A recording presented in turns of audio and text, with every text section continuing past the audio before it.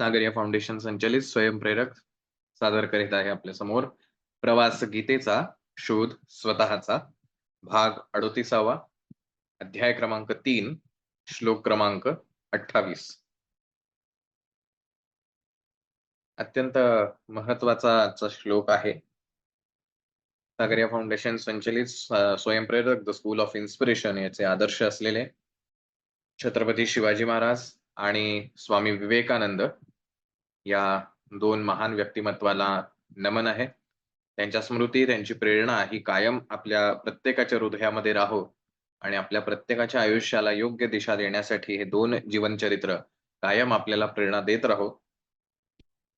स्वामी विवेकानंदांनी अतिशय धीरोदात्तपणे स्फूर्ती भरवणार असं एक वाक्य आपल्या सर्वांचं, आपल्या संस्थेचं ब्रीद वाक्य आहे. All power is within you. You can do anything and everything. सर्व शक्ती ही तुझ्यामध्येच सामावलेली आहे. तू काहीही आणि सर्व काही करू शकतोस. भगवंताचं स्मरण करूया.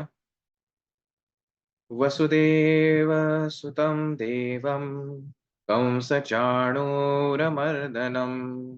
देवकी परमानंदं कृष्णं वंदे जगद्गुरुम्. ओम श्री परमात्मने नमः. अध्याय क्रमांक 3 कर्मयोग. त्याच्यात अर्जुनाने सर्वात पहिला विचारलेला प्रश्न की भगवंता तू नेमकं मला एक काहीतरी सांग, कर्म की ज्ञान, मी कोणता मार्ग निवडायचा. या पहिल्या आणि एकाच श्लोकामध्ये विचारलेल्या प्रश्नापासून सुरू झालेला हा कर्मयोगाचा अध्याय. जर थोडंसं आपण अवलोकन केलं तर ह्या अध्यायामध्ये भगवंत जे म्हणजे ह्याचं काय म्हणूया गाभा आहे, ह्याचा जिस्ट जो आहे हा कर्म काय करावं ह्याच्याबद्दल अजिबात नाही. कर्म कसं करावं याबद्दल मात्र हा कर्मयोगाचा अध्याय आपल्याला शिकवतो. आपण प्रत्येक जण कर्म करतो. प्रत्येक सजीव हा कर्म करतच राहतो. भगवंत सुद्धा स्वतः असं सांगतो की मी सुद्धा कर्म करतो. त्यामुळे कर्म हे प्रत्येकाशी बांधलेलं आहे. या कर्माने आपण बांधले गेलेलो आहोत. त्यामुळे ह्या कर्मापासून बाजूला जाऊन आपल्याला काही करता येणार नाही. कारण अनेकांची अशी एक मानसिकता असते की हे काही माझं जीवन जे काही आहे, ह्या जीवनामध्ये प्रचंड समस्या आहे, दुःख आहे.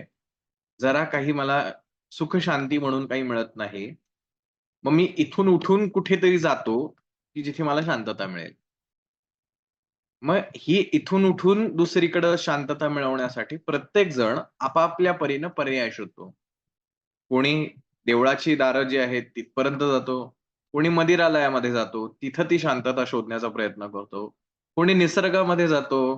तिथे शांतता शोधण्याचा प्रयत्न करतो. कोणी आपल्या कलेमध्ये इतका रत होतो, की बाकीचं जग त्याला विसरावसं वाटतं. प्रत्येक जण आपापल्या परीनं ही शांतता शोधण्याचा प्रयत्न करतो. पण गंमत अशी होते, की ती त्या क्षणापुरती किंवा त्या काळापुरती ती शांतता वाटतेही, पण तो काळ जो आहे, ती परिस्थिती आहे, ती बदलली, की पुन्हा आपण जैसे थे. काहीच फरक पडत नाही. मग काय करावं म्हणजे ही शांतता मिळेल, यासाठी सर्वतोपरी प्रत्येक जण प्रयत्न करत असतो.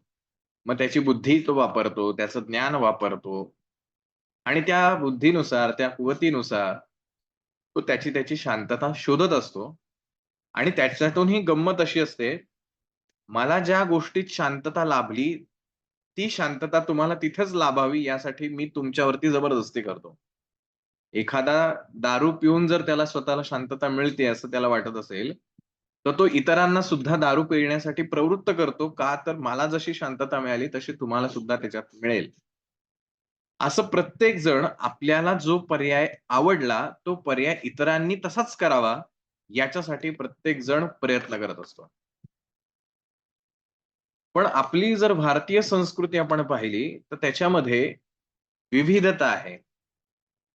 जर एकाच देवाला भजल्यानंतर शांतता लाभते, असं म्हणून जर आपल्या भारतीय संस्कृतीने केलं असतं, तर कदाचित एकटा शंकर असता, एकटा विष्णू असता किंवा आणखीन कुठलातरी देव, की सगळ्यांनी ह्या एकाच देवाला भजा, मगच तुम्हाला ते जे काही हवंय ते मिळेल, असं म्हटलं गेलं असतं. जसं इतर धर्मांमध्ये आहे.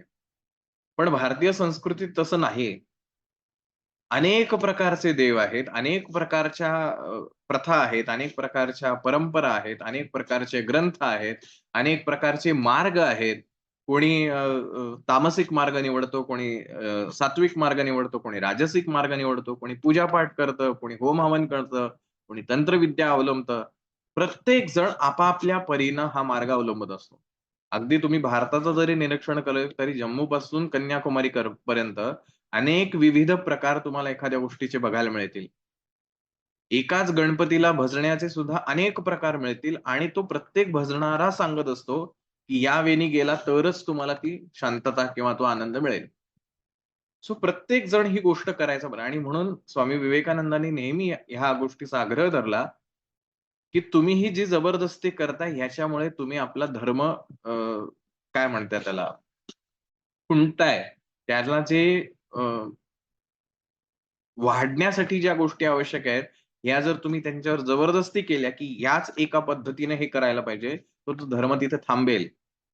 प्रत्येकाला आपापल्या परीनं हा आनंद शोधण्याचं स्वातंत्र्य असलं पाहिजे. म्हणजे स्वामीजी त्यावर आणखीन म्हणतात, की एकाच घरात जर 4 माणसं असतील, तर 4 माणसांनी 4 वेगवेगळ्या प्रकारच्या देवाचं जर करत असतील, तर तिथे खऱ्या अर्थाने संस्कृती आमची जिवंत राहते. म्हणजे प्रत्येकाला ते स्वातंत्र्य असलं पाहिजे, की त्यांनी त्याचा आनंद कशात शोधावा.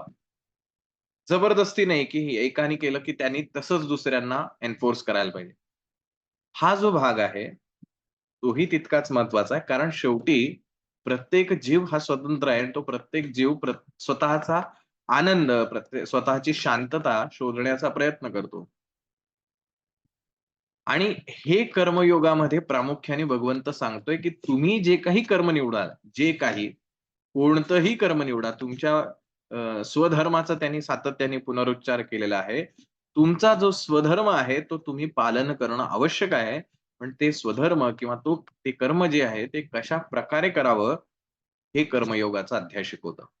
आणि म्हणून कर्मयोगाचा अध्याय अत्यंत महत्त्वाचा आहे. कारण आपल्या प्रत्येकाच्या वाट्याला आलेलं कर्म वेगवेगळं आहे. आपण कुठे जन्माला यावं हे आपल्या हातात नाही. कुठं मरावं हे आपल्या हातात नाही. कसं जगावं हे आपल्या हातात नाही. पण हे सगळं करताना जे काही आपल्या वाट्याला आलंय, ते कसं करावं हे मात्र आपल्या हातात आहे. आणि ते दुसऱ्याच अध्यायात भगवंतांनी सांगितलंय, त्याची चॉईस तुमच्या हातात आहे. कर्म कसं करावं हे तुमच्या हातात आहे, परंतु त्याचं मिळणारं फळ हे मात्र तुमच्या हातात नाही.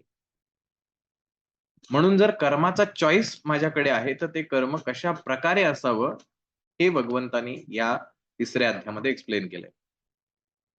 त्यामुळे तुम्ही कुठे जन्माला आलात, तुम्ही कोणतं काम करता आहात, तुम्ही गरीब आहात का श्रीमंत आहात किंवा आणखीन काही आहात, हा यानी काही फरक पडत नाही.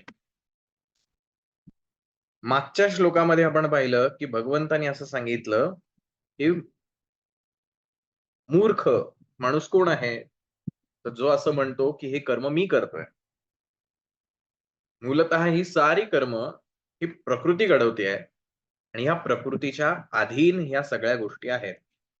मग प्रकृती म्हणजे काय? हे आपण मागच्या श्लोकामध्ये पाहिलं, की एक स्थूल प्रकृती किंवा स्थूल गोष्टी ज्या आहेत, त्या आपल्या पंच ज्ञानेंद्रियांना अवगत होतात. अशा साऱ्या गोष्टी ज्या आहेत, तीही प्रकृती आहे.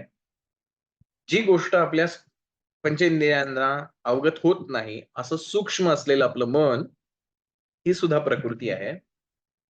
सो या जगात जे काही घडतंय, घडलं गेलेलं आहे आणि घडणार आहे, हे सगळं या प्रकृतीच्या अधीन आहे. आणि ही प्रकृती हे सगळं खेळ करतेय. मग ह्या प्रकृतीचे काही गुणधर्म आहेत, की ज्या गुणधर्मांच्या आधारे हे सगळं कर्म घडलं जातं आणि तेही आपण मागच्या श्लोकामध्ये सत्रामध्ये पाहिलं होतं. सत्व, रज आणि तम या 3 गुणांचं कॉम्बिनेशन जे आहे, ते कसं कर्म घडवतं. मग जर तुम्ही एक गोष्ट ऑब्झर्व्ह केली, प्रकृती किंवा हे नेचर जे आहे, याचा एक महत्वाचा गुण आहे, ज्याला जगात चॅलेंज होऊ शकत नाही आणि त्या एका गुणामुळेच आपलं सगळं जीवन जे काही घडतंय, ते सगळं त्याच्यामुळेच आहे. माझ्या आयुष्यात येणारं सुख, माझ्या आयुष्यात येणारं दुःख या दोन्हीचं कारण ही प्रकृतीच आहे.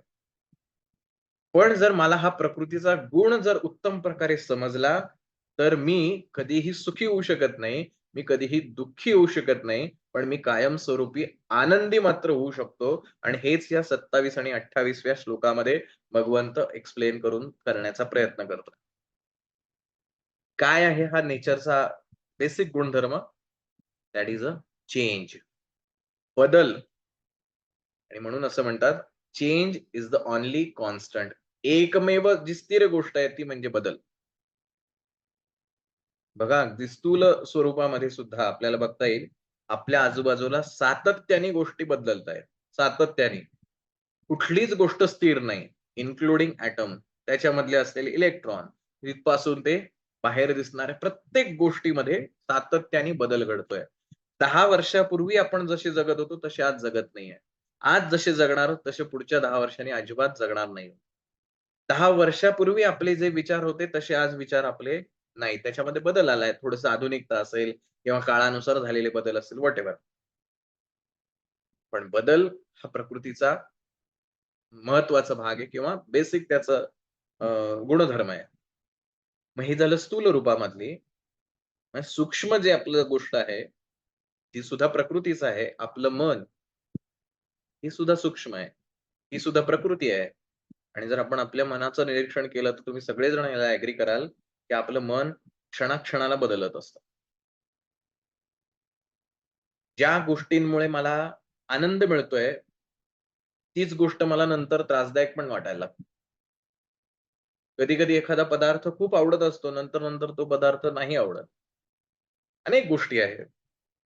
पण हे मन सातत्याने बदलत राहतं आणि अशा बदलणाऱ्या मनाला कारण तो प्रकृतीचा भाग आहे. अशा बदलणाऱ्या मनाला ज्यावेळेला आपण ध्यान करायचंय असं म्हणून स्थिर करायला प्रयत्न जातो, तर ते काही होत नाही आणि मग मनात नको-नको ते विचार येतात. मग आपल्याला असं वाटतं, की अरे, मी ध्यान करायला बसलो, की माझे मनात एवढे काय विचार येतात? बिकॉज प्रकृतीचा हा गुणधर्म आहे बदल. सतत बदलत राहायचं हाच तर प्रकृतीचा बदल आहे आणि जर मला हे कळलं, हा बदल म्हणजे प्रकृती आहे आणि आय एम नॉट दॅट प्रकृती. मी ती प्रकृती नाही. हे 27व्या श्लोकामध्ये भगवंताने सांगितलं, की जो असं म्हणतो हे प्रकृती जी आहे, नेचर जे आहे, ते म्हणजेच मी आहे, तो मूर्ख आहे. विमूढात्मा असं म्हटलेलं आहे. विमूढ आहे. मग शहाणा कोण? जो असं म्हणतो, हे जे काही बदल घडतायत, दॅट इस नॉट मी. आणखीन एक आपल्याला सगळ्यांना परिचित असलेली, बऱ्याच जणांना परिचित असेल 100% आपलं स्वतःचं अस्तित्व काय आहे? असं जर आपण विचार केला, तर आपलं वेदांनी, उपनिषदांनी जे आपल्याला सांगितलं, की आपण पंचकोशांनी बनलेलो आहोत. अन्नमय कोश, प्राणमय कोश, मनोमय कोश, विज्ञानमय कोश आणि आनंदमय कोश. या 5ही कोशांनी आपण बनलेलो आहोत. पंचकोशायुक्त आहोत. हे 5ही कोश सातत्याने बदलत राहतात. ज्याच्यामुळे आपण आहोत, ते पंचकोशही स्थिर नाहीत. मग जो स्वतःला असं म्हणतो, की हे पंचकोश म्हणजे मी आहे, तो मूर्ख आहे, असं मागच्या श्लोकात भगवंत सांगतो. मग ह्या मूर्खाच्या वाट्याला काय येईल? ऑफकोर्स या पंचकोशांमुळे घडणाऱ्या प्रत्येक गोष्टी. बघा, हा एक थोडंसं तत्वज्ञानाचा भाग आहे. मी प्रयत्न करतोय, की उदाहरणार्थ हे कसं सिम्प्लिफाय करून सांगता येईल. मागच्या श्लोकामध्ये भगवंताने सांगितलेलं आहे, की हे सगळं जे काही घडतंय, हे जे काही सगळं आहे, ही सगळी प्रकृती आहे.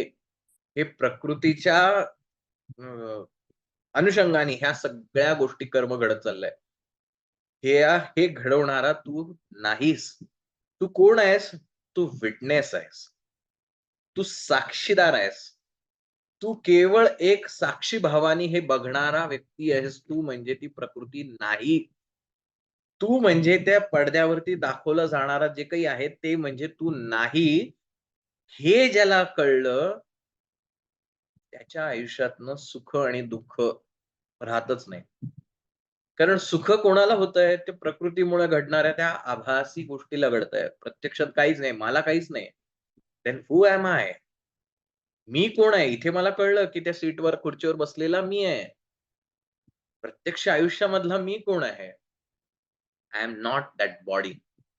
कारण बदल हा प्रकृतीचा स्थिर भाव आहे. माझं शरीर सातत्याने बदलतंय. प्रत्येक क्षणी आपलं शरीर बदलत चाललंय. आतमध्ये अनेक क्रिया घडतायत, की ज्याच्यामध्ये सातत्याने बदल होत आहे. माझा प्राण, मी जो श्वास घेतोय, सोडतोय, घेतोय, सोडतोय, प्रत्येक क्षणाला बदलतंय. हे स्थिर कधीच राहू शकणार नाही. जे बदलतंय ती प्रकृती आहे. हे मागच्या श्लोकात भगवंताने सांगितलंय, की नेचरचा बेसिक जो त्याचा गुणधर्म आहे, तो स्थिर भाव जो आहे, तो बदल आहे, चेंज. जे काही म्हणून बदलतंय ती सारी प्रकृती आहे आणि ही प्रकृतीच हे सगळं घडवतीये. माझं शरीर क्षणाक्षणाला बदलतंय. माझा प्राण क्षणाक्षणाला बदलतोय. म्हणजे मी मागच्या क्षणाला घेतलेला श्वास मला पुन्हा घेता येत नाही. मला नव्याने घ्यावा लागतो. मी मागच्या क्षणाला सोडलेला श्वास मला पुन्हा सोडता येत नाही. मला नवीन श्वास घ्यावा लागेल, नव्याने परत सोडावा लागेल. म्हणजे जी ही माझी प्राणशक्ती आहे, ही सुद्धा क्षणाक्षणाला बदलणारी आहे. म्हणजे बदलणार आहे ते म्हणजे मी नाही. तिसरं अन्नमय कोश, प्राणमय कोश, मनोमय कोश. आणि मनाबद्दल तर काय बोलावं? आपल्यालाही सगळ्यांना परिचित आहे. आपल्या मनात क्षणाक्षणाला विचार येत राहतात. एका म्हणजे कुठल्याही विचारावर स्थिर आपण आहोतच नाही. देवाकडे नमस्कार करायला गेलं तरी 10 विचार आणतो आपण. सो हे मन सुद्धा बदलणार आहे. क्षणाक्षणाला बदलतंय. म्हणजेच हे नेचरचे आहे. Change is equal to nature. माझं मन म्हणजे सुद्धा मी नाहीये. हे मन म्हणजे सुद्धा हे नेचर आहे, ही प्रकृती आहे. विज्ञानमय कोश. जे काही मला अॅक्नॉलेज होतंय, ज्याची मला गोष्ट कळतायत, हे तरी कुठं स्थिर आहे. हेही सातत्याने बदल प्रत्येक क्षणाला मला येणारा अनुभव, त्याच्यातनं मिळणाऱ्या मला अॅक्नॉलेजमेंट ही वेगवेगळी आहे. आत्ता क्षणापूर्वी मला थंडावा वाटत होता, नंतर आणखीन कशाचा स्पर्श झाला तो वेगळा आहे. प्रत्येक गोष्ट क्षणाक्षणाला बदलते आणि हे सगळं माझ्या बुद्धीमध्ये अॅक्नॉलेज होत चाललंय. तेही कॉन्स्टंट नाही. हा अनुभव जो आहे, हा येणारा बदल जो आहे, हाही सगळा बदल प्रत्येक क्षणाला बदलणारी आहे.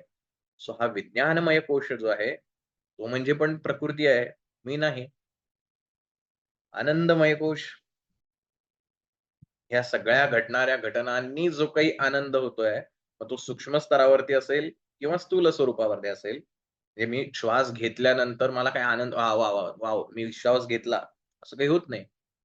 पण येस, माझा श्वास चालू आहे याचा मला आनंदच असतो, कारण मी मेलेलो नाही ना. पण माझा जर श्वास घेणं थांबलं, तर मी मरून जाईल. म्हणजे श्वास घेण्याचा सुद्धा मला एक आनंद आहे, सुप्त आनंद आहे. जो काही मी अगदी उड्या मारून सेलिब्रेट नाही करत आहे, पण येस मला आनंद आहे. हा आनंद सुद्धा प्रत्येक गोष्टींमधनं वेगवेगळ्या स्वरूपाचा मिळतो. हाही स्थिर नाही. म्हणजे हे 5ही कोश जे आहेत, सारी प्रकृती आहे, मी नाही. मग ह्या 5ही कोशांमध्ये घडणाऱ्या गोष्टींचं सुख किंवा दुःख मला असण्याचं कारण नाही. या शरीराला जर काही झालं, ओके. शरीर म्हणजे मी नाहीये. कारण ती प्रकृती आहे, ते बदलणार आहे. मग शरीराला जर काही झालं असेल, तर मला दुःख होण्याचं काही कारण नसलं पाहिजे. पण भगवंताने सांगितलं, ज्याला दुःख होतंय, मला अरे वेदना होतायत, किती त्रास होतोय माझ्या शरीराला, मला इथं दुखतंय, तिथं दुखतंय. त्याला का दुःख होतंय? कारण तो 27 श्लोकामध्ये सांगितल्याप्रमाणे तो असं म्हणतोय, ही प्रकृती म्हणजेच मी आहे. म्हणून त्याला दुःख आहे. कारण तो अज्ञानी आहे. त्याला माहीत नाहीये, की तो नेमका कोण आहे. ही साऱ्या प्रकृतीच्या गोष्टी चालू आहेत. तो नाहीये. हे भगवंताने 27व्या श्लोकामध्ये सांगून, हे जे कोणी असं म्हणतंय, की ही प्रकृती म्हणजेच मी आहे, त्याला मूर्ख असं संबोधलेलं आहे. हे 5ही कोश म्हणजे मी नाही.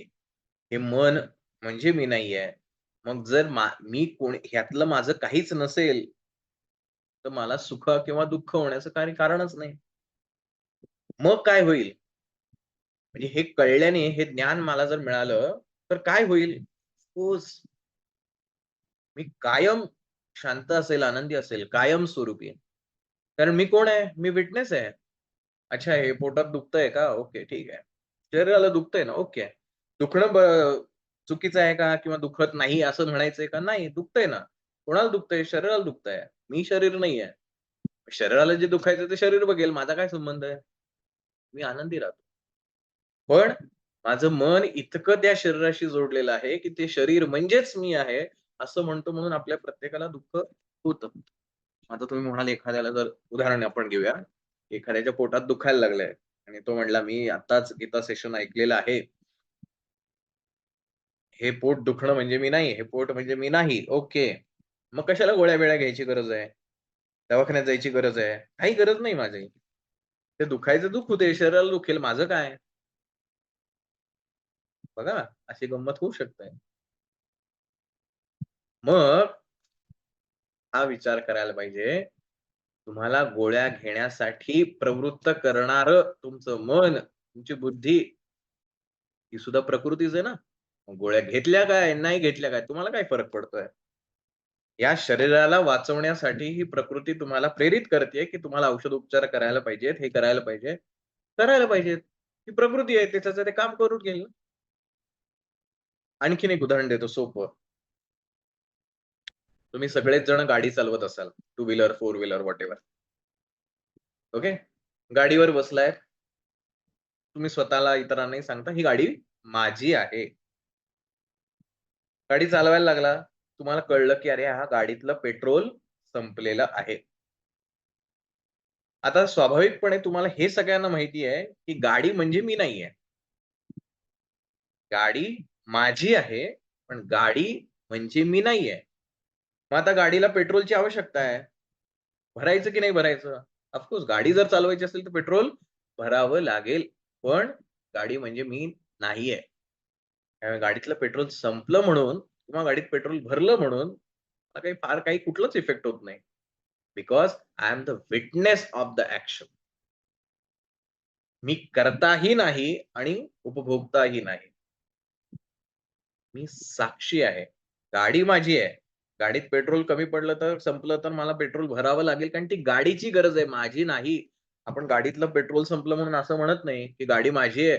गाडीत पेट्रोल संपलंय म्हणजे आता मला पेट्रोलची गरज आहे. मी पेट्रोल पिणार का? नाही पिणार. गाडीला देणार ना. सेम वे माझं शरीर आहे. माझ्या शरीराला एखादा त्रास होतोय, तर ओके. त्या शरीराची काय गरज आहे? त्या शरीराला औषधोपचार द्यावा लागेल. त्याचं जे काही सिस्टम बिघडली ती पुन्हा दुरुस्त करावी लागेल. ठीक आहे, ओके. मला त्या पोट दुखण्यानेही त्रास झाला नाही आणि औषधोपचार घेतल्याने सुखही मिळालं नाही. बिकॉज या दोन्हींमधला मी फक्त साक्षी भाव ठेवून काम करतो. तो मी आहे. जो कधीही बदलत नाही. जे काही बदलतं ती प्रकृती आहे. जे बदलत नाही ते म्हणजे मी आहे. जे आपण सांख्य योगामध्ये भगवंतांनी आपल्याला सांगितलं प्रकृती आणि पुरुष. दॅट पुरुष इस मी. दॅट प्रकृती इस अ होल वर्ल्ड. जे काही अवगत होतंय ज्ञानेंद्रियांना किंवा न अवगत होणारं, ही सारी प्रकृती आहे. ज्याच्यात बदल होतोय ती सारी प्रकृती आहे अँड दॅट प्रकृती इस नॉट मी. एवढं जर मला कळलं, पण ते कळणं आता गमतीशीर आहे. पण तूर्तास आपण 28व्या श्लोकाकडे जाऊ. हे सगळं जे आत्ता आपण बघितलं, हे सारं 27व्या श्लोकामध्ये भगवंताने सांगितलं आणि मग तो फायनल सांगतो, की जो असं म्हणतो, ही प्रकृती म्हणजे हे सगळं जे काही घडतंय, हे सगळं मी करवतोय, तो महामूर्ख आहे. या शरीराला काही झालं, "अरे बापरे! मला काहीतरी झालं," असं जो म्हणतो, तो मूर्ख आहे. या मनात काहीतरी विचार आले, तो म्हणला, "अरे बापरे! माझ्या मनात किती वाईट विचार आलेत, मला त्रास होतोय." तो मूर्ख आहे. कारण मनात विचार आलेत, वाईट आलेत. Okay, that is the nature of the mind. But I am not the mind. आणि म्हणून आद्य शंकराचार्यांनी लिहिलेलं निर्वाण अष्टक का महत्वाचं आहे, की ते सांगतात, मी कोण आहे? हे मी नाही, हे मी नाही, हे मी नाही, हे मी नाही, हे मी नाही. सो सगळ्या फुल्या मारत शेवटी एकच सांगतात, चिदानंद रूप शिवोहम, शिवोहम. तो म्हणजे मी आहे. आणि जर मी आहे, तो स्थिर आहे, तर मला माझ्या आयुष्यात बदल घडणारच नाहीत. घडतायत ते कुठं? अन्नमय कोशात घडतील, मनोमय कोशात घडतील, प्राणमय कोशात घडतील, सगळ्यामध्ये घडेल. माझ्यात नाही घडत आहे. हा 27व्या श्लोकाचा भाग होता. आता त्याच्या विरुद्ध बाजू म्हणजे मूर्ख कोणाला म्हणायचं हे त्यांनी 27व्या श्लोकामध्ये सांगितलं. आता शहाणं कोण आहे? हा 28व्या श्लोकाचा भाग आहे. तत्त्ववित्तु महाबाहो गुणकर्म विभागयोः गुणागुणेषु वर्तन्त इति मत्वा न सज्जते. हे महाबाहो अर्जुना, गुणविभाग आणि कर्मविभाग यांचे तत्व जाणणारा ज्ञानयोगी सर्व गुणच गुणात वावरत असतात हे लक्षात घेऊन त्यामध्ये आसक्त होत नाही. Who is the wise man? जो हे म्हणतो, की हे सारं जे घडतंय त्या गुणांमध्ये घडतंय आणि मी त्या गुणांमध्ये अलिप्त नाही.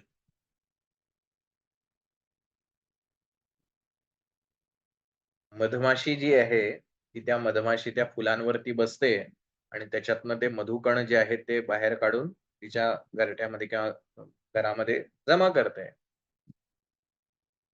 मधमाशीला माहिती आहे, त्या मधामध्ये किंवा ज्या परागकणांमध्ये आपण बसलोय त्यातनं जो मध काढतोय, तो फार चिकट आहे. पण तिचे पाय कधी त्याला चिकटत नाही आणि म्हणून ती सेफ आहे. ज्या क्षणी त्या मधाला तिचे पाय चिकटून राहतील, त्या क्षणी तिचं अस्तित्व संपलेलं असतं. आणि ती उडूच शकणार नाही. हे जे स्किल त्या मधमाशीकडे आहे, म्हणून मधमाशी मध गोळा करून सुद्धा आनंदी आहे.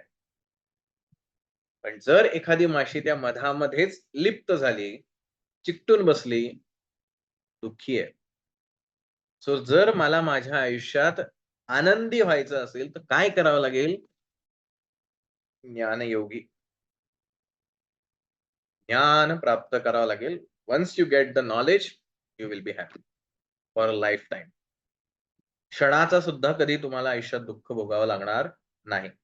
पण आता मग ज्ञानयोगी व्हायचं किंवा ज्ञान प्राप्त करायचं, शहाणा माणूस व्हायचं असं जर आपण ठरवलं तरी, मग काय करावं लागेल? हिमालयात जाऊन तपश्चर्या वगैरे करावं लागेल का? आणखीन काही करावं लागेल का? हे ज्ञान कुठे मिळतं असं जर म्हटलं, जर ते हिमालयात जाऊन मिळणार असेल, तर भगवंतानी युद्धभूमीवरती देण्याचं काही कारण नव्हतं. आणि म्हणून ही गीता जी आहे, ही का इतक्या हजारो वर्षांपासून जगातल्या आणि प्रत्येक काळातल्या प्रत्येक जीवाला आपलीशी वाटते. कारण गीता जी आहे, ती प्रत्येकाला आपल्या दैनंदिन जीवनामध्ये कसं ज्ञान प्राप्त करावं हे शिकवते. म्हणून इतक्या वर्षांपासून सुद्धा आजही ती प्रत्येकाला आपलीशी वाटते, की इथे माझ्या रिलेटेड काहीतरी सांगितलेलं आहे. जर काहीतरी भन्नाट वेगळं काहीतरी विचित्र सांगितलं असतं, तर नाही बाबा, ते बाबा ते साधू संतांचं काम आहे, आपलं काही काम नाही. असं सामान्य माणूस नक्की म्हणेल, की "अरे नको बाबा ती गीता, का ते ती सामान्य माणसाच्या बाहेरची आहे." अजिबात नाही. सामान्य माणसांसाठीच किंबहुना गीता आहे, असं आपल्याला म्हणावं लागेल. कारण भगवंताने आपल्या डे टू डे लाईफमध्ये कसं जगावं, हे आपल्याला शिकवलंय. की जे जगता-जगताच तुम्हाला काही वेगळं करण्याची गरज नाही. ते जगता-जगताच तुम्हाला सगळं काही मिळू शकेल. आता एक गंमत अशी आहे, आपल्या प्रत्येकाला असं वाटतं, प्रत्येकाला वाटतं, कोणीही त्याच्यामध्ये कमी जास्त नाही, की काय हे माझं आयुष्य आहे. मी इथेच का जन्माला आलो? माझ्या आजूबाजूला ही माणसं नको आहेत मला, पण हीच का माणसं माझ्या आयुष्यात येतायत? मी चांगल्या लोकांची अपेक्षा ठेवतोय, पण माझ्या आयुष्यात वाईटच माणसं माझ्या आयुष्यात येतायत. एखादा दारुडा म्हणतो, की मला खरं तर दारू प्यायची नाहीये, पण ते माझे दारू पिणारे मित्र आहेत ना, ते माझ्या घरी येतात आणि मला म्हणतात, "चल दारू प्यायला." म्हणून मी दारू पितो. मग का माझ्या आयुष्यात हे असं घडतंय? मला असं नाही करायचं, पण तरी असं घडतंय. आणि मग म्हणजे गंमत अशी आहे, स्वामी विवेकानंद पचायला जड का जातात? कारण आपल्या सामान्य माणसाला एक सवय लावलेली आहे. ती सवय चांगली की वाईट हे सापेक्ष आहे. परिस्थितीजन्य आहे, रिलेटिव्ह आहे. ती सवय अशी आहे, तुझ्या आयुष्यात जे काही घडतंय, त्याला जबाबदार कोणीतरी तिसरा आहे. तो कोणतरी एक वरती बसलेला आहे, तो तुझं सगळं रेकॉर्ड ठेवतोय आणि तोच तुला सांगतो, आता ह्याच्या आयुष्यात दुःख द्या, ह्याच्या आयुष्यात आनंद द्या, ह्याच्या आयुष्यात असं घडवा आणि त्याच्या आयुष्यात वाईट घडवा.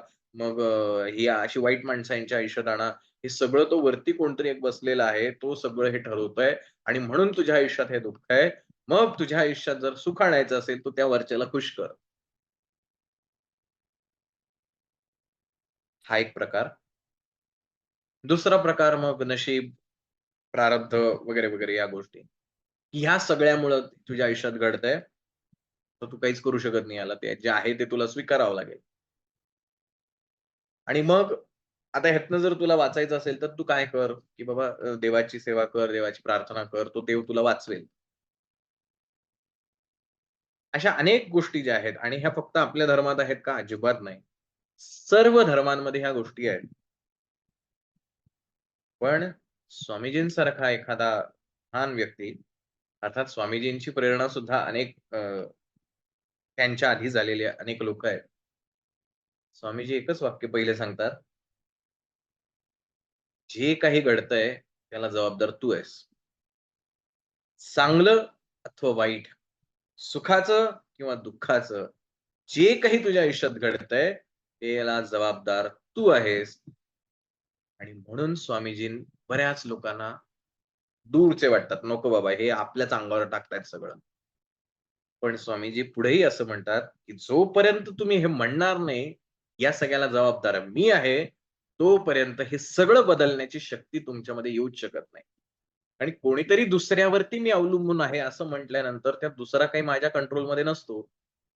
मग तो जे म्हणेल त्याच्यानुसारच मला राबावं लागेल आणि मग स्वामीजी असं म्हणतात, स्वामीजींची भाषणं का प्रभावी आणि पाश्चिमात्य देशांमध्ये इतकी प्रेरणादायी झाली, की स्वामीजींनी असं सांगितलं, की जर तुम्हाला तुमचं आयुष्य बदलायचं असेल, तर उठा, जागे व्हा आणि पहिली स्वतःची ओळख करून घ्या. मग तुमचं आयुष्य बदलायला वेळ लागणार. आपल्याला एक सगळ्यांना कन्सेप्ट माहिती आहे, जी आपण मागच्या अध्यायामध्ये सुद्धा पाहिली. माणसाच्या जीवाला किंवा कुठल्याही जीवाला, मनुष्य जीव नाही म्हणता येणार. कुठल्याही जीवाला वासना आहेत, इच्छा आहेत, आकांक्षा आहेत आणि या वासना या फक्त एका जन्मापुरत्या राहत नाहीत. त्या कॅरी फॉरवर्ड होत राहतात. शरीर एका जन्मापुरतंच आहे. तो जन्म संपला, की ते शरीर संपतं. पण ह्या वासना कॅरी फॉरवर्ड होत राहतात. आपल्या गीता सेशनचा सगळ्यात पहिला पार्ट जर ऐकला असेल, तर पुन्हा आठवा. जयश्री मॅडमनी ती एक सर्कलवाली इमेज दाखवली होती. आणि मग काय सुटतं आणि काय आपण पुढे घेऊन जातो, हे त्याच्यामध्ये सांगितलेलं आहे. या वासना घेऊन हा सूक्ष्म देह पुढे जात राहतो आणि मग नेक्स्ट बर्थ. गीतेमध्ये हे स्पष्टपणे सांगितलेलं आहे. तुझ्या आयुष्यात जे घडतंय, घडलंय आणि घडणार आहे, या सगळ्याला कारणीभूत तुझ्या वासना आहेत. मी पुण्यात का जन्मावा? तुम्ही तुमच्या एखाद्या गावात का जन्माला यावे? तुम्हाला तुमच्या तसे आई-वडील का मिळावेत? तुम्हाला तसं शिक्षण का मिळावं? तुमच्या आयुष्यात खूप पैसे का यावेत किंवा दारिद्र्य यावं? तुमच्या आयुष्यात अनारोग्य यावं, आरोग्य यावं? हे सगळं जे आहे, हे बिकॉज ऑफ युअर वासना. की ती जी काही वासना आहे, त्या वासनेला अनुरूप एन्व्हायर्नमेंट जे आहे, हे तुम्हाला देण्याचं काम प्रकृती करते. मनुष्य देह का मिळाला? कारण त्या ज्या काही पूर्वजन्मीच्या वासना होत्या, त्या कंप्लीट करण्यासाठी अप्रोप्रिएट देह हा मनुष्य देह होता. मनुष्य व्यतिरिक्त तो कुठलाही देह जर मिळाला, तर त्या तुमच्या वासना तुम्हाला पूर्ण करता येणार नाहीत. म्हणून मनुष्य जन्म मिळाला. या जन्मात जे काही आपण वासना निर्माण करू स्वतःमध्ये आणि मागील जन्मातल्या ज्या काही राहतील, त्या वासना पुन्हा कंप्लीट करण्यासाठी जो अप्रोप्रिएट देह असेल, तो आपल्याला मिळेल. कदाचित तो मनुष्य असेल, कदाचित मनुष्येतर आहे. माझ्या आयुष्यात दुःख का आलंय? बिकॉज ऑफ माय वासना. माझ्या ज्या काही वासना मनातल्या होत्या, पूर्वाश्रमीच्या या जन्मातल्या, त्या पूर्ण करण्यासाठीची परिस्थिती ही अशीच असली पाहिजे, म्हणून प्रकृतीने तुमच्या आयुष्यात हे असं घडवलंय. मग जोपर्यंत ह्या वासनेवर नियंत्रण मला मिळवता येणार नाही, तोपर्यंत मला जग माझं बदलता येणारच नाही. ना ह्या जन्मात बदलता येईल, ना पुढच्या जन्मात बदलता येईल. मग मला पुढचा जन्म कुठला मिळावा हे सर्वतः माझ्या हातात आहे. माझ्या वासना मी काय ठेवाव्यात, यावरती माझं पुढील आयुष्य आणि अ, काय पुढील जन्म जो आहे, हा निर्भर असेल. ह्याच्यामध्ये देवाचा काहीही लवलेश नाही. मूलतः ईश्वर जो आहे, तो इतका दयाळू आहे, की तो म्हणतो, "अरे लेकरांनो, मी तुमच्यासाठीच आहे." म्हणून बघा तुम्ही सगळ्या देवांचं वर्णन करताना असं म्हटलंय, की देव नेहमी तथास्तु म्हणतो. त्याला का वाटेल, की या जीवांचं वाईट व्हावं? नाही वाटत त्याला. उलट त्याला वाटतं, की "अरे या तुम्ही माझ्याकडे. मी तुम्हाला सर्व श्रेयाने किंवा पूर्ण संरक्षण द्यायला तयार आहे. माझ्याकडे या." म्हणजे भागवत आपल्याला हे शिकवतं. भागवतामध्ये हे उल्लेख आहे, की भागवत असं म्हणतं, की तुम्ही ईश्वर असं त्यांना सांगतो, की तुम्ही रागानं, द्वेषानं, प्रेमानं, मत्सरानं, अ, ब गहिवरून, दुःखानं, कशानेही माझं नाव घ्या फक्त. मी तुमच्याकडे यायला तयार आहे. तुम्हाला माझा राग वाटतोय, प्रचंड माझ्या नावाने शिव्या घालत-घालत माझं नाव घेत राहा. मी तुमचा आहे. रावणासारख्या इतक्या क्रूर व्यक्तीला सुद्धा परमेश्वराचं दर्शन झालं. परमेश्वराच्या हातून मृत्यू आला, मोक्ष मिळाला. आपले अनेक संत मंडळी आपल्या सगळ्यांना माहिती आहेत, की जे काम करत होते त्या कामामध्ये त्यांनी देव शोधला, त्यांना मुक्ती मिळाली. सो तो परमेश्वर इतका दयाळू आहे, तो परमेश्वर आपल्या आयुष्यात दुःख का निर्माण करेल? हे दुःख निर्माण करणारे आपण आहोत. आपल्या वासना आहेत आणि या वासनांना कंप्लीट करण्यासाठीच वातावरण निर्माण केलं जातं. मग उद्या जे तुमच्या आयुष्यात घडणार आहे, त्यासाठीच्या तुमच्या आजच्या वासना ज्या आहेत, त्या त्याला कारणीभूत आहेत. तुमच्या वासना जर तुम्ही बदलल्या, तर तुमचं येणारं पुढचं भविष्य हे 100% बदलू शकतं. उदाहरण, माझी अशी एक वासना आहे. मला खूप, खूप, खूप, खूप आनंदी व्हायचं आहे. ओके. मी अशी एक वासना म्हणजे माझं आयुष्यातलं काय गोल आहे म्हणजे सुख हे प्रत्येकाला हवं असतं. सुख हवंय. ते सुख कशात आहे हे नाही माहिती मला. पण मला सुख हवंय. आता ही वासना जितकी तीव्र असेल, तेवढ्या तीव्र गतीनं माझ्या आयुष्यात ती गोष्ट घडेल. मग काय घडू शकतं जर एखादी माझी ही वासना सुखाची इतकी तीव्र आहे आणि मी बसनी कुठेतरी प्रवास करतो आहे आणि बसमध्ये प्रचंड गर्दी आहे. कोणीतरी सीटवर बसलेला उभं राहील आणि तो मला म्हणेल, की "अहो तुम्ही फार दमलेले दिसताय, जरा बसा इथे." माझी सुखाची वासना इतकी तीव्र होती, की एवढ्या गर्दीमध्ये कोणीतरी एक माणूस उठतो आणि मला जागा करून देतो. त्याला जागा देण्यासाठी, की मी स्वतःचं बसलेलं सीट उठायचं आणि दुसऱ्याला द्यायचं, ही बुद्धी निर्माण करणारे कोण आहे? प्रकृती आहे. नेचर आहे. आणि नेचर कोण डिसाईड करतंय? वासना. माझी जी तीव्र वासना आहे, तीच माझ्या आजूबाजूचं वातावरण निर्माण करण्यास कारणीभूत आहे. आता तुम्ही म्हणाल, "ठीक आहे, हे सुखाचं तर चांगलं झालं. दुःख का माझ्या आयुष्यात यावं? दुःख मला मिळावं अशी तर काही वासना कोणाचीच नसते." ते 100% बरोबर आहे. मग हे दुःख येतं कुठून? आपण दुसऱ्या अध्यायामध्ये एक श्लोक पाहिला होता, ज्याच्यामध्ये 8 स्टेप्स पाहिल्या होत्या. अधोगती कशी होते? आता काय होईल गंमत बघा. नेचर कसं आहे, ही प्रकृती कशी काम करते, गुण जे आहेत हे कसे आहेत. हाच मी दमलेला माणूस आहे. याच मला कोणीतरी बसमध्ये सीट दिली. इथे मी खरं तर कृतज्ञ असलं पाहिजे त्या ईश्वराशी किंवा देवा तुझ्या कृपेमुळे मला ही सीट मिळाली. पण ही जी प्रकृती आहे, ही कशी गुणांमध्ये अडकलेली आहे. Once you get the seat, तुम्ही त्या माणसाला थँक यू म्हणता, पण मनामध्ये वाह! बघा आता कसं छान वाटतंय मला. तो माणूस उभा राहिलाय त्याच्याविषयी नाही दुःख मला. पण मला सीट मिळालंय ह्याचं सुख आणि ते सुखाचीच मी वासना केलेली असते. त्या सुखाचा उपभोग घ्यायला लागतो मी. आता हे उपभोग घेता हे वारंवार घडणार आहे. कारण माझी सुखाची वासना तीव्र आहे, की आता सीट मिळाली, बसमधनं उतरलो, आणखीन काहीतरी झालं, पुन्हा काहीतरी मला आनंददायी घडलं, की सुख मिळालं. ह्या सुखातून माझ्यातली ईर्ष्या किंवा अधिक तीव्र रजोगुण जो आहे तो वाढायला लागतो. एक सुख मिळाल्यानंतर शांत बसावं नाही होत ना. हा रजोगुण वाढायला लागतो, आणखीन सुख मिळायला पाहिजे. मग हाच दमलेला मी बसमधनं उतरलो, घरी आलो. माझी सुखाची वासना इतकी वाढली होती, पण काय झालं समहाऊ घरच्यांपैकी कोणीतरी मला घरी आल्या-आल्या काहीतरी तक्रार सांगायला सुरुवात केली, की असं झालं, तसं झालं. आता माझ्या मनात कारण मन हे नेचरच्या काय म्हणूया नेचर कंट्रोल करत आहे. त्या सीटवर मला बसायला देणारा तो माणूस मला अचानक आठवतो, की तो परका माणूस सुद्धा मला ते सुख देतो आणि घरातली माणसं बघा, सडनली माझं माइंड चेंज होतं. मी राग-राग करायला लागतो. काय तुम्हाला कळत नाही का? मी एवढं दमून आलोय आणि जरा शांत बसायला नको. आलं की तुमचं सुरू झालं. रजोगुणाचं परिवर्तन आता तामसिक गुणांमध्ये व्हायला लागलं. वासना कशी बदलते आणि कशी निर्माण होते. गुणांच्या अधीन आहेत ह्या सगळ्या गोष्टी. सात्विक गुणांच्या मुळं पहिली जे होतं बसमध्ये बसण्यासाठीची जी माझी वासना होती, ती सात्विक होती आणि त्या सात्विक भावनेला नेचरनी प्रतिसाद दिला आणि मला जागा बसायला मिळाली.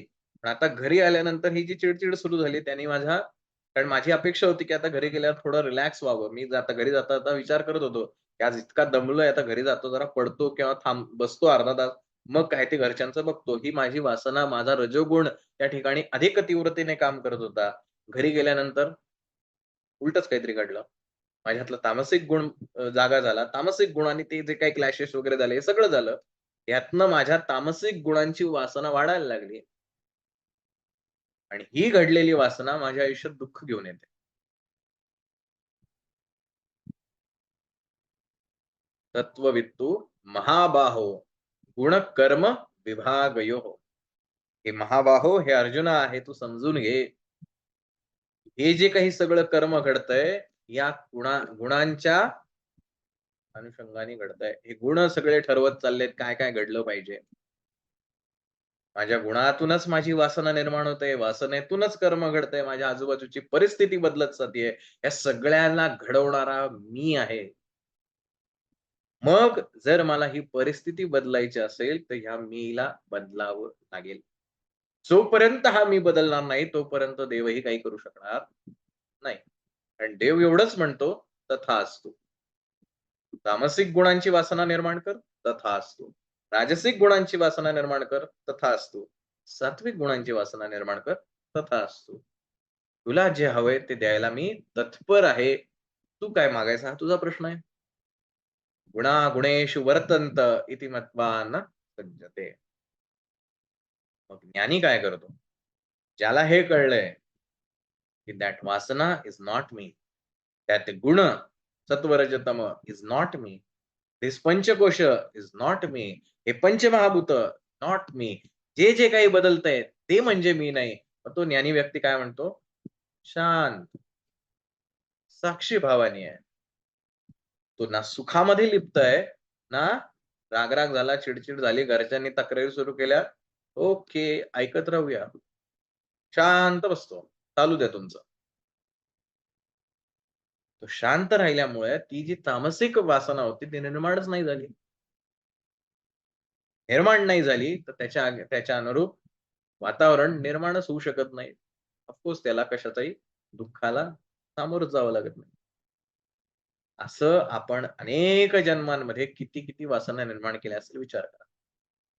आणि ह्या सगळ्या वासनांचं परिपाक म्हणून आपल्याला हा देह मिळाला.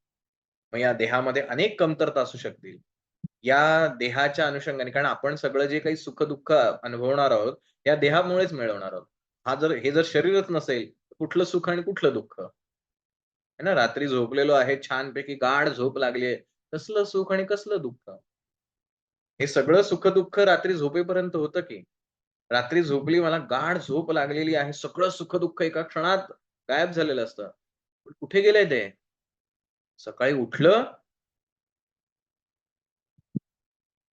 सगळं आहे. त्यामुळे ते सुख-दुःख कुठंच गेलं नव्हतं. तिथंच होतं ते. म्हणून तर ते सकाळी उठल्यानंतर पुन्हा माझ्या मागे आलं ना.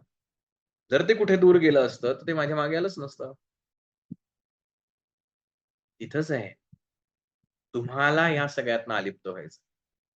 आणि जोपर्यंत तुम्ही हे करू शकणार नाही, तोपर्यंत आयुष्यात घडणाऱ्या गोष्टी आपल्याला फक्त अनुभवत राहावं लागेल. या पलीकडे काही करू शकत नाही. मग ह्याचं खापर त्या देवावरती किंवा कोणाही व्यक्तीवरती किंवा कुठल्याही गोष्टीवरती फोडण्याचं काही कारण नाही. पण ते फोडण्यासाठी कारण स्वतःकडे दोष घेण्याला कोणाचीही तयारी नसते आणि म्हणून विवेकानंद भारतात जन्माला येऊन सुद्धा भारतातल्या लोकांना विवेकानंद कळायला बरीच वर्ष लागली. आणि म्हणून विवेकानंद हे ज्ञानी व्यक्ती का आहेत? म्हणून ते सांगतात, काय तुझ्या आयुष्यात तू करू शकतोस आणि म्हणून all power is within you. तुला जर तुझी परिस्थिती बदलावी अशी इच्छा असेल, तर तुला स्वतःला बदलावं लागेल. जोपर्यंत तू स्वतः बदलत नाही, तोपर्यंत तुझ्या आजूबाजूचं काही बदलणार नाही. कुठलीही परिस्थिती बदलणार नाही. पुढच्या 10 वर्षांनी बदलणार नाही, 20 वर्षांनी बदलणार नाही. काय होईल फार-फार तर? नेचर आहे. मला काल टीव्हीवरची एखादी सीरियल बघून आनंद मिळत होता. आता मला मॅच बघून आनंद मिळायला लागला. 10 वर्षात इतकाच चेंज झालाय. काल मला जिलेबी आवडत होती, आज मला गुलाबजाम आवडतोय. ह्याच्या पलीकडे माझ्या आयुष्यातला काहीच बदल नाही. बिकॉज नेचरचा बेसिक रूल आहे चेंज. मला कधीच ती गोष्ट स्थिर राहणारच नाही. सातत्याने बदलत राहणार आहे. काल जो एखादा विचार मला छान वाटत होता, आज तो विचार मला चुकीचा वाटत असणार आहे. कारण मी अज्ञानी आहे.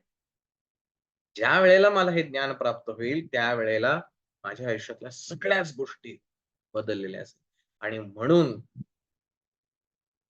दुसरा अध्यायामध्येच भगवंताने ज्ञान का दिलं? कारण तेच आहे. जोपर्यंत हे ज्ञान तुमच्यापर्यंत येत नाही, तोपर्यंत तुमचं आयुष्य बदलूच शकत नाही. मी असं का जगतोय? I don't know. माझ्या म्हणजे आता मी ही गीता का सांगतोय? बिकॉज ऑफ माय वासना. कदाचित माझ्या कुठल्यातरी जन्मात किंवा या जन्मात अशी काहीतरी वासना असू शकेल. काहीतरी वेगळं करायचंय और आणखीन काहीतरी भगवंताचं व्हॉटएव्हर काहीतरी असेल. त्याचा परिपाक म्हणून तुम्ही आम्ही एकत्र आलो आणि हे गीता मी सांगायला सुरुवात केली, तुम्ही ऐकायला सुरुवात केली, व्हॉटएव्हर. हे असं घडावं हे कोणीतरी निर्माण केलं ना. तुम्ही असेल आणि मी असेल. तुम्ही अशा तुमच्या आयुष्यात असं काहीतरी ऐकायला मिळावं, अशी तुमच्या मनातली वासना असेल. असं काहीतरी सांगायला मिळावं, अशी माझी काहीतरी वासना असेल आणि हे दोन्ही वासना एकत्र फुलफिल होण्यासाठी ही परिस्थिती येणं आवश्यक होतं. म्हणून ही प्रकृतीने ही गोष्ट घडवून आणली. म्हणून सातत्याने ही गोष्ट आपण जे निरीक्षण करतो, की एकाच ग्रुपवर असणारे सगळीच लोकं एकत्र का येऊ शकत नाहीत? प्रत्येकाच्या वासना वेगवेगळ्या आहेत. त्या क्षणापुरती ती वासना जागृत झाली, तुम्हाला त्या ग्रुपवरती आणलं गेलं. कुठलंही असेल. सोशल ग्रुप असेल, स्पिरिच्युअल ग्रुप असेल, मित्रांचा ग्रुप असेल, मैत्रिणींचा ग्रुप असेल, व्हॉटएव्हर. तिथं ॲक्टिव्ह राहावं की नाही राहावं, ह्या तुमच्या वासना ठरवतात. तसं कर्म तुमच्याकडनं व्हावं की न व्हावं, हे तुमचे गुण ठरवतात. हे सगळं याच्या अधीन आहे. आपण काहीच करत नाही. मग स्वामीजी इथे आपल्याला सांगतायत, की तुम्ही किती दिवस गुलाम म्हणून जगणार आहात? कधीतरी मालक म्हणून जगण्याचा विचार करा, की हे सारे गुण मला कंट्रोल करणार नाहीत. मी ह्या गुणांना कंट्रोल करेन. कारण मी मालक आहेत. हे गुण माझे गुलाम आहेत. आता परिस्थिती काय आहे?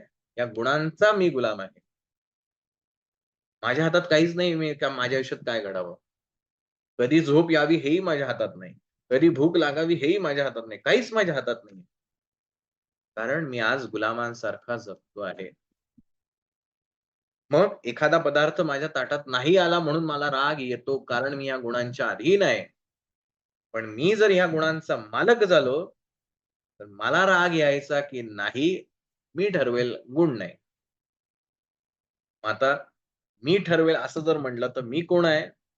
तो साक्षी भाव ठेवणारा. मग मगाशी उदाहरण दिलं पडद्यावरती जे काही दिसतंय त्याच्यात मला कितीही वाटलं बदल करावा, मी काही करू शकत नाही. मी फक्त साक्षी भावाने बघू शकतो. त्यांनी त्याला मारलं काय? त्यांनी त्याला कडेवर घेऊन गेलं काय? मी काय करू शकतो? जे काही करायचंय तो फक्त त्या पिक्चरचा डायरेक्टर करू शकतो. तो त्या स्टोरीमध्ये बदल करू शकतो. त्याला ते स्वातंत्र्य आहे. मला काहीच स्वातंत्र्य नाही. कारण मी विटनेस आहे. आणि ज्या क्षणी हे मला कळतं मी विटनेस आहे, त्या क्षणी माझ्यातल्या ह्या सगळ्या ज्या गोष्टी आहेत त्या ऑटोमॅटिकली पुसून जातात. काहीच राहत नाही. आणि मग मी राहतो तो फक्त आनंदी. आणि म्हणून चिदानंद रूप शिवोहम शिवोहम. की जो परम आनंद असा आहे, तोच मी आहे. ते शंकराचार्यांनी जे म्हटलं निर्वाण अष्टकमध्ये, चिदानंद रूप शिव. सच्चिदानंद असं आपण वारंवार अनेक संत विभूतींना आपण ही बिरुदावली लावतो. व्हॉट इज सच्चिदानंद? सच्चित आणि आनंद 3 शब्द आहेत त्याच्यात. म्हणून हे संत मंडळी जे आहेत, जे ज्ञानी आहेत, ते सदैव आनंदी असतात. त्यांना कोणी रागे भरलं तरी त्यांना काही वाटत नाही, कोणी काही म्हटलं तरी वाटत नाही. पण ते शापही देतात, हे सगळंही देतात. हे सगळं करत असतात, पण तरी सुद्धा ते कशामध्येही इति मत्वा न सज्जते. आपल्या पूजा-पाठामध्ये, कर्मकांडामध्ये सगळं करतात, सगळे पूजा-पाठ करतात आणि शेवटी हातात पाणी घेऊन सांगतात, "इदं न मम." हे माझं नाही. म्हणजे याच्यात जर काही चुका झाल्या असतील त्या माझ्या नाही. माझा काही संबंध नाही याच्यात. इति मत्वा न सज्जते. ही सारी ज्ञानी मंडळी आहेत. हे सगळं करतात. तुमच्या आमच्यासारखंच जगतात. पण ते कशामध्येही लिप्त राहत नाहीत. अडकूनच राहत नाहीत. साक्षी भावाने जगतात आणि म्हणून ते अधिक आनंदी आहेत. जर हे शरीर खूप वाईट असतं, हा देह खूप वाईट असता, या देहामुळंच सगळं काही दुःख आपल्याला अनुभवायला येतंय, आपल्या वाटायला येतंय, असं आपल्या प्रत्येकाची सामान्य माणूस म्हणून, कारण आपण अज्ञानी आहोत. आपली सगळ्यांची अशी भावना असते. मग असं असेल, तर योगी लोकं, ज्ञानी लोकं ते शरीर टिकवण्यासाठी कशाला एवढे झुजतात? ते चांगदेवांसारखे 1400 वर्ष आपलं शरीर जपून ठेवतात. का? शरीर जर वाईट आहे, तर एवढ्या वर्ष जपायची काय गरज आहे? उलट जेवढं लवकर सोडता येईल तेवढं सोडलं पाहिजे. विथआऊट शरीर आपण काय करू शकतो? शरीराची आवश्यकता आहे. शरीराशिवाय काहीच करू शकत नाही. म्हणून तर हे योगी लोकं साधना करून सुद्धा शरीर सोडत नाहीत. शरीराच्या माध्यमातूनच हे सगळं घडवत असतात. त्यामुळे शरीर आहे म्हणून मी असं आहे. आता शरीर गेलं ना एकदा, मेलो ना, मग पुढच्या जन्मात स्वर्ग-बिर्ग सगळं घेतो. किती फॉल्स स्टेटमेंट आहे. जे काही सुख आहे, जे काही आनंद आहे, ते इथंच आहे. आपल्याला इथेच अनुभवता येऊ शकतं. विचार करा, की रात्री झोपेत गाढ झोपल्यानंतर कसा आनंद उपभोगणार? कळतच नाही आपल्याला. आपण कोण आहोत? कुठे झोपलोय? काय झोपलोय? काहीही कळत नसतं. सकाळी जाग म्हणजे जेव्हा केव्हा जाग येईल तेव्हा कळतं, अच्छा आपण हे आहोत. विथआऊट शरीर, विथआऊट माइंड आपण काहीच नाही करू शकत आहे. त्यामुळे शरीराचीही आवश्यकता आहे, मनाचीही आवश्यकता आहे. फक्त त्याच्यात आसक्ती जी आहे, ती नसणं आवश्यक आहे. ज्याच्या आयुष्यात ही आसक्ती आहे,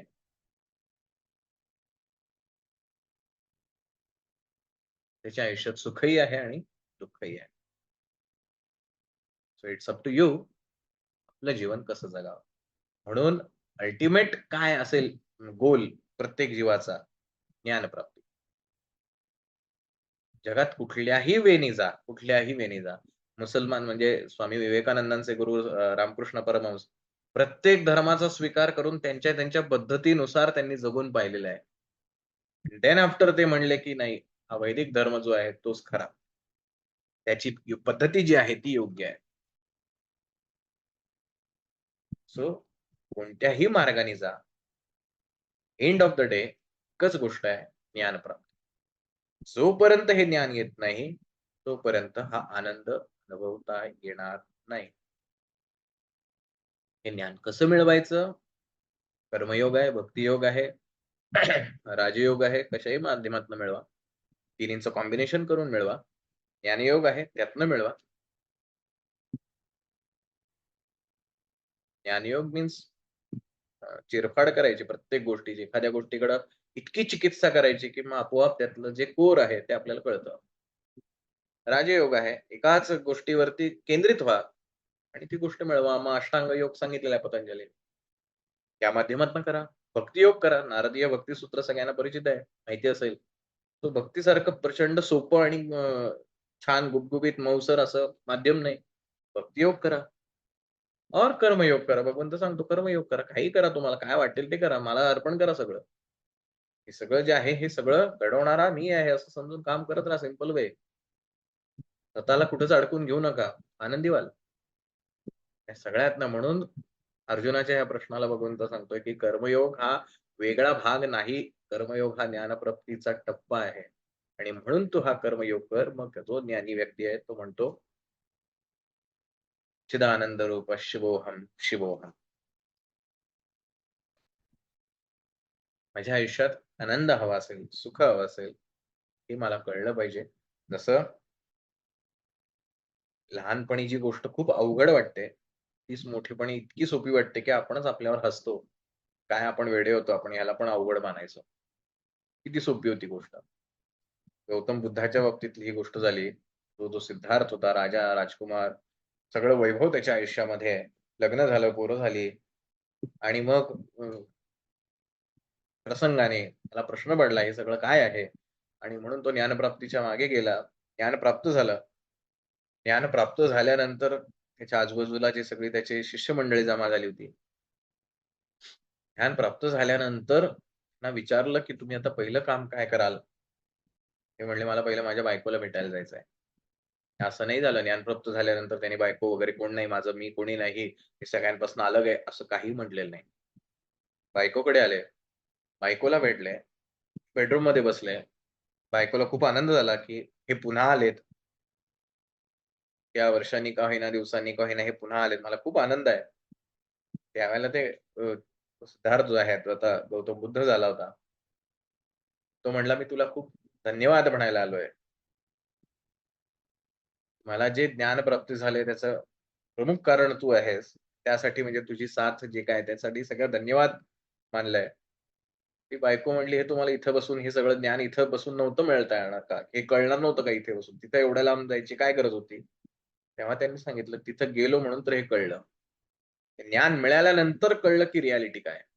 इथे असतो तर अज्ञानातच राहिलो असतो. संत तुकाराम महाराज भंडारा डोंगरावर जाऊन बसले आणि ज्ञान प्राप्त झाले. कितीतरी असे अनेक साधू संत आहेत.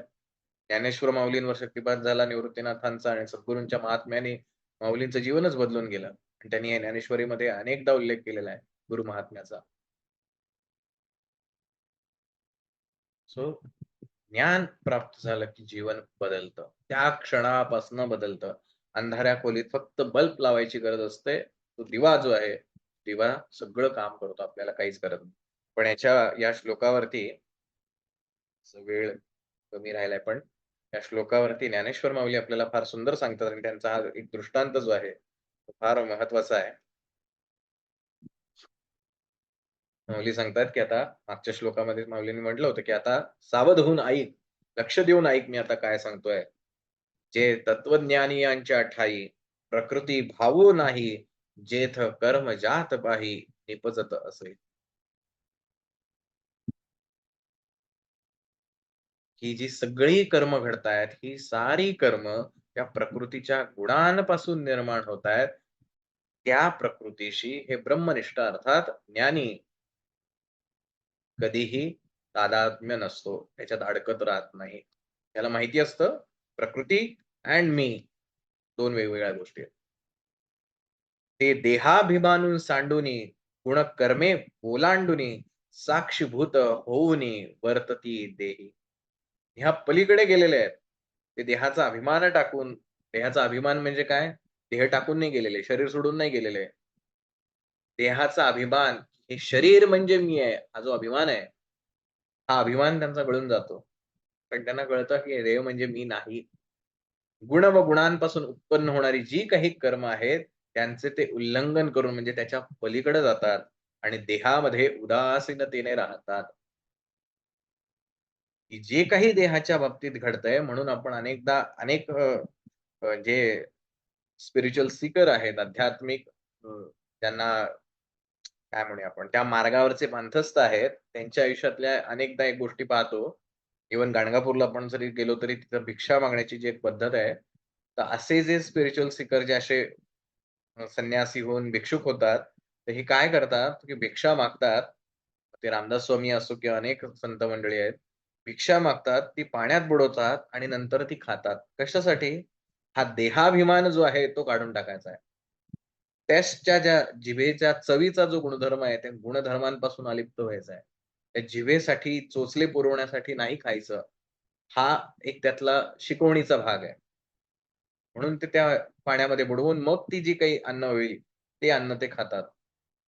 अदरवाईज आपल्या सगळ्यांना माहिती आहे, की असं अन्न जर पाण्याखाली भिजवलं तर ते कसं लागेल? पण चवीच्या पलीकडे जायचंय, या देहामध्ये नाही राहायचं. या देहाचे चोचले पुरवण्यासाठी कारण हे गुणांच्या अधीन आहेत. त्यांना चमचमीतच पाहिजे. चमचमीत नाही मिळालं तर रजोगुण, तामसिक गुण वाढतच राहील. सात्विक गुण वाढणारच नाही कधी. म्हणून ती गोष्ट करतात. मग हे ज्ञानी काय करतायत? ते देहाभिमानी सांडूनी, गुण कर्मे बोलांडुनी, साक्षीभूत होऊनी वर्तती देही. कसे जगतायत ते आयुष्य? As a witness. साक्षीभूत. सगळ्या कर्मांकडे ते अलिप्तपणे पाहतायत. तटस्थ भूमिकेतनं सगळं करतायत. सगळं काही करतायत.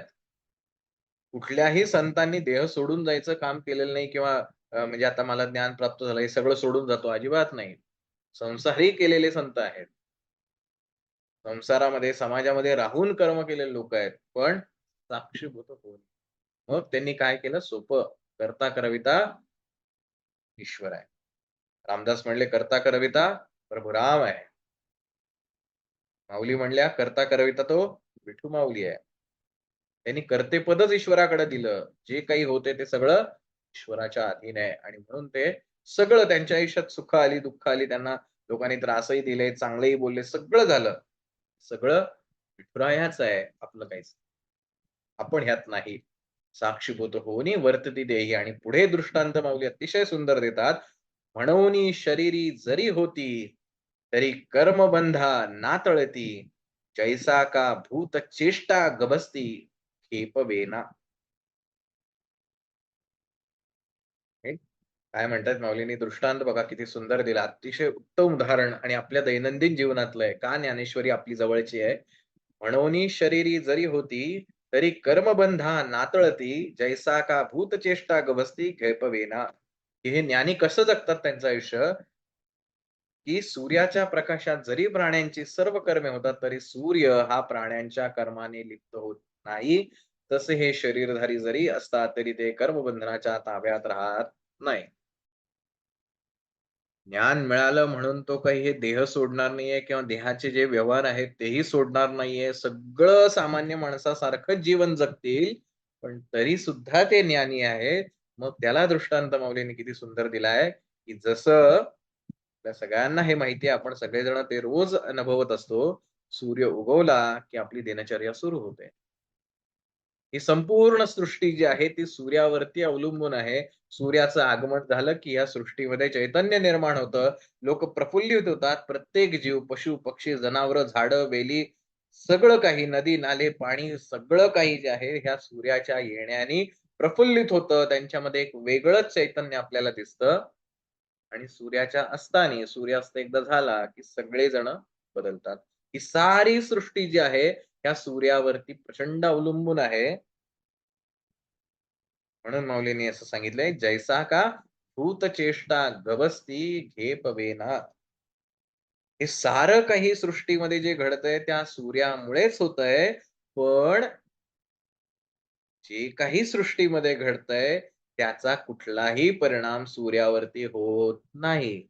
तो आपला डेली रूटीन प्रमाणे सकाळी येतो, संध्याकाळी जातो. सकाळी येतो, संध्याकाळी जातो. त्याला काही फरक पडत नाहीये, की मी असताना लोकं किती छान वागतायत, मी गेल्यानंतर अंधारात चोरी करतायत. मग आता मला रात्री पण उगवलं पाहिजे का? असा कुठलाही विचार त्याच्या मनात येत नाही. मी आल्यानंतर माझ्या आता प्रकाशामध्ये अजून एक सोपं उदाहरण म्हणजे याला थोडंसं सिम्प्लिफाय आपल्या भाषेत अजून करूया. विजेचा बल्ब लावल्यानंतर त्या तो जो प्रकाश आहे, तो ज्या वस्तूवरती पडेल, ती प्रत्येक वस्तू प्रकाशमान होते. तो प्रकाश कुठल्या गोष्टींवर पडलाय, चाकूवर पडलाय, डेड बॉडीवर पडलाय, देवाच्या फोटोवरती पडलाय, शिवलिंगावरती पडलाय का आणखीन कशावर पडलाय, याचा कुठलातरी परिणाम त्या दिव्यावर होतो का? अजिबात नाही. कदाचित एकही वस्तू समोर नसेल, तरी सुद्धा तो प्रकाश पडतोच. प्रकाशामुळे जे काही घडतंय त्याचा परिणाम प्रकाशावर होत नाही. तसंच माऊलीने सांगितलंय, की सूर्याच्या अस्तित्वामुळं या साऱ्या गोष्टी सृष्टीमध्ये घडत असतात. पण सृष्टीत घडणाऱ्या कुठल्याही गोष्टींनी सूर्यावरती किंचितही परिणाम होत नाही. म्हणून सूर्य सुखी आहे. ज्ञानी व्यक्ती आणि सूर्याचं उदाहरण माऊली इथं देतात, की तो ज्ञानी कसा आहे? म्हणून शरीरी जरी होती, तरी तो शरीरामध्ये आहे. आपल्यासारखंच शरीर आहे त्याला. त्याला पण 2 हात, 2 पाय, 2 डोळे आहेत. कदाचित एखादं अनारोग्य असेल, एखादा डोळा नसेल, एखादा हात नसेल, एखादा पाय नसेल, आणखीन काही आजार झाला असेल. आपल्यासारखंच आहे त्याला सुद्धा. आपल्यासारखंच त्याला सुद्धा मन आहे. त्यालाही छान वाटतं, त्यालाही राग येतो, त्यालाही दुःख होतं, त्यालाही वाईट वाटतं. सगळं काही आपल्यासारखं होतं. म्हणून ही शरीरी जरी होती, तरी कर्मबंधा ना तळती. पण तरी सुद्धा त्यांना कुठल्याही गोष्टींचा परिणाम होत नाही. कारण ते जरी याच्यामध्ये असले, तरी त्या सूर्यासारखे ते कशामध्येच लिप्त राहत नाहीत. कशातच अडकत नाहीत. कुठली वासना यायची, कुठली जायची, कुठलं कर्म घडायचं, कुठलं नाही घडायचं, ते म्हणतात जे घडायचं ते घडू दे. हे प्रकृती अधीन आहे. मी ती प्रकृती नाही. पडद्यावरती जे घडतंय ते घडू दे. मला काय फरक पडतोय? त्याने पडद्यावरती माझा खून जरी केला तरी मला काय फरक पडतोय? प्रत्यक्षात कोणी मारायला आलंय? मला नाही काही फरक पडत आहे. हा तो ज्ञानी व्यक्ती जगण्याचा अशा प्रकारे जगतो आणि म्हणून तो कायमस्वरूपी आनंदी आहे. म्हणून इथून उठून दुसरीकडे गेलं, की मग मला आनंद मिळेल. हे आयुष्य जरा म्हणजे ह्या शहरात राहतो म्हणून मी दुःखी आहे. दुसऱ्या शहरात जातो म्हणून मला आनंद मिळेल. तिथे मला आनंद मिळेल. असा प्रत्येक जण प्रयत्न करतो. मग कोणी व्यसनांच्या आहारी जातो, कोणी आणखीन काही बदल करण्याचा प्रयत्न करतो, की असं काहीतरी वेगळं केलं, की मग मला आनंद मिळेल. मूलतः बदल हा नेचरचाच स्थायी भाव आहे. आज ज्याने आनंद वाटतोय, उद्या तेच दुःखाचं कारण ठरणार आहे. म्हणून ह्या प्रकृतीच्या अधीन न राहता, मी हा सगळ्याचा साक्षी आहे, एवढं नॉलेज मिळालं, तर आयुष्यात आनंदी आनंद आहे. एका क्षणात सारी दुःख, सारी चिंता एका क्षणात संपू शकते आणि याच जन्मात, याच ठिकाणी तुम्हाला कायमचा आनंद मिळून मोक्ष मिळू शकतो. सो माझ्या आयुष्यात असं का घडतंय? असं ज्या-ज्याला प्रश्न पडेल, जर खरंच तुम्ही स्वामीजींच्या विचारांना फॉलो करत असाल, तर आधी स्वतःला सांगा, हे घडवणारा कारणीभूत मी आहे. स्वतःची जबाबदारी स्वतः घ्यायला शिका. ड्रायव्हिंग सीटवर स्वतः बसायला शिका.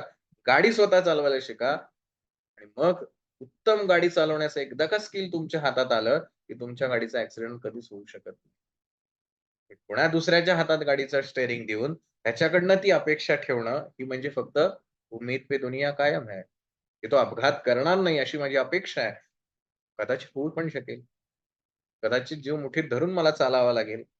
की अरे बाबा, अपघात करतोय का काय करतोय? जर मी माझ्या हातात स्टीअरिंग घेतलं, मी उत्तम ड्रायव्हिंगचं स्किल शिकलं, तर माझ्या आयुष्यात कधीच अपघात होणार नाही. आपल्याला आयुष्यात आनंदी व्हायचं असेल, तर ह्याच गोष्टी कराव्या लागतील आणि ह्या गोष्टी या जन्मात नाही, पुढच्या, पुढच्या नाही, पुढच्या 84 लक्ष योनी आहेत, फिरत राहूया. जेव्हा असं वाटेल, की नाही खरंच ज्ञानप्राप्ती हेच अंतिम ध्येय असलं पाहिजे. त्याशिवाय मला सुख मिळू शकत नाही.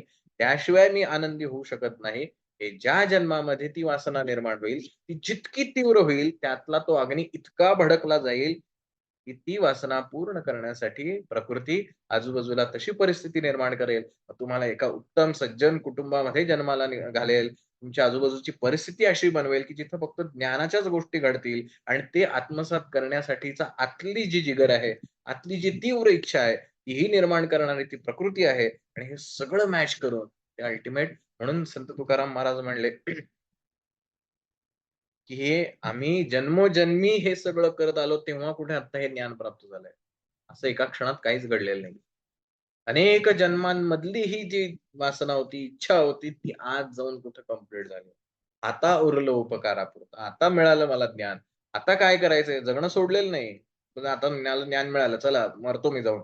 असं झालेलं नाही. आता उरलो उपकारापुरता. आता हे सगळं वाटून टाकायचं आहे. कारण आता माझं काहीच नाहीये. माझं झालं. मला जे पाहिजे होतं ते मिळालंय. आता काय करायचंय? जे आहे ते देऊन टाकायचं. आणि दिलं त्याने आणि वैकुंठाला गेले. अतिशय आनंदाने गेले, समाधानी झाले. संपलं आयुष्य. आता ह्यापुढे त्यांचा पुढे कुठे जन्म घ्यायचा आहे, ईश्वर ठरवेल. त्यांना काय फरक पडतो? त्यांचं एम कंप्लीट झालं. आता ते कशातच अडकत नाहीये. आणि मग ईश्वर त्याची म्हणजे विचार करा, भारताने 150 वर्ष पारतंत्र्य भोगलेलं आहे इंग्रजांचं. जर ईश्वराचं काम सातत्याने करत राहतोय, तो आपल्या लेकरांना सदैव वरती आणण्यासाठी प्रयत्नशील आहे. तो सदैव त्यांना सांगतो, "अरे, ह्या मायाजाळातनं बाहेर या. एवढे संत मंडळी कशाला जन्माला येतात? त्यांना जर ज्ञान मिळालंय, तर ते कशाला इथे येत बसले असतील? गरज नाही ना त्यांना येण्याची." नाही ना. समाज, ही सारी सृष्टी याचं उन्नत अवस्थेत जाणं आवश्यक आहे. हे सारं तर ईश्वराचंच किंबहुना सृष्टीचं किंवा नेचरचं काम आहे. अनेक लोकांनी भाष्य केलेली आहेत. अनेक महान पंडितांनी भाष्य केलेली आहे.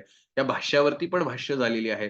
पुन्हा त्या भाष्यांवरती पुन्हा भाष्य झालेली आहे. अशी सब करत पण कितीतरी भाष्य आहेत. आणि आपण आता जे करतोय ते सुद्धा एक भाष्यच आहे. त्यामुळे असं चिंतन आपल्या परीने आपण करत राहावं. कदाचित चुकू, पण वासना जर तीव्र असेल तर परमेश्वर ज्ञान द्यायला आपल्याला बसलेलाच आहे. तो सातत्याने आपल्याला मार्ग दाखवत राहील आणि अशा ईश्वराने दाखवलेल्या मार्गावरती चालण्याची संधी आपल्याला मिळावी अशीच मनोकामना या ठिकाणी व्यक्त करतो आणि आजचं श्लोकाचा जो भाग आहे तो इथे थांबला असं सांगतो.